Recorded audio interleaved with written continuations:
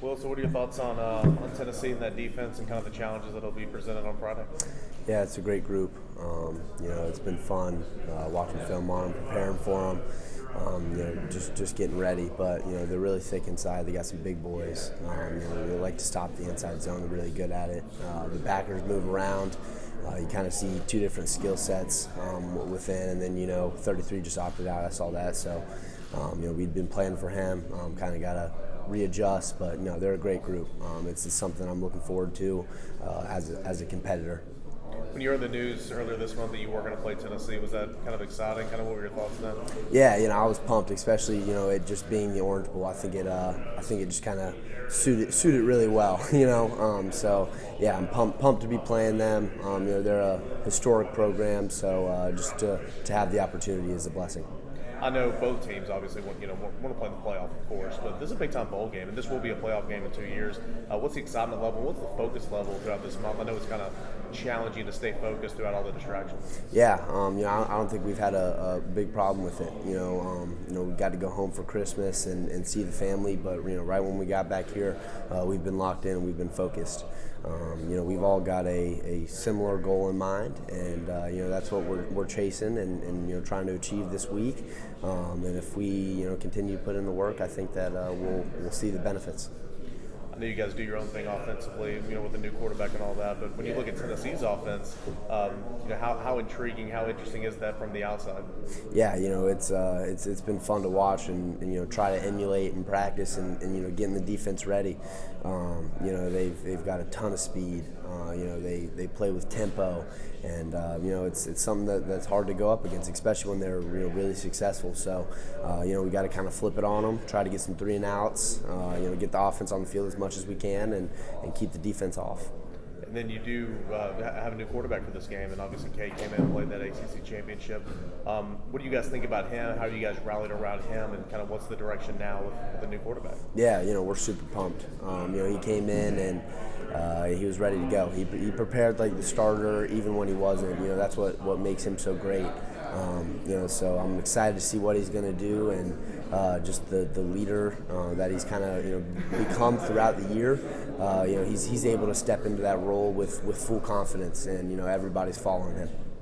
What does he do well? I'm not saying better than DJ, but just what does he do well? Yeah, I think it's just his confidence. He does not waver. He does not question any decision that he makes. He goes at it with full confidence, and if he makes a mistake, he puts it on himself, but he moves on, and he's always ready to go. I'd say another thing is just his energy. You notice it during practice. You notice it during the games.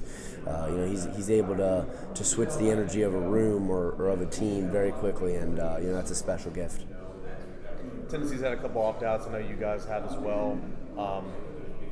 Do you feel like it's still the same team, still the same mindset, just kind of losing a couple of your key contributors? Yeah, that's exactly how I look at it. It's you, as a competitor, you always want to play against the best. So there's obviously a little bit of disappointment in that, but at the end of the day, they're going to put their best 11 on the field, and we're going to do the same. So. We want the outcome that they want, and at the end of the day, it just depends on who makes plays and who goes out there and who wants it more. How do you feel like you personally have gotten better this year? Kind of where's your game grown? Yeah, really put an emphasis in the off season on pass blocking and catching the ball out of the backfield. I feel like I've definitely improved in both of those. As the season went on, last off season, just leading into my sophomore year, and it's been good. I think I've caught everyone, but maybe 1 or 2 balls that I should have come down with, but that's a lot less than last year, and I'm just looking to continue to improve. That's my biggest goal. And then in terms of pass blocking, it's really the biggest adjustment. I went from catching the ball every time it was thrown in high school to having to block these 230, 240 pound guys. So it's been a big adjustment for me, but Coach Spiller has done a great job of helping me out with that, and I think I've seen probably the most improvement in that facet. How unique is it to have Coach Spiller be around here? Because they've been there, done that, played at a high level. the legend where you're playing now. Kind of how is that? Yeah, it's unbelievable.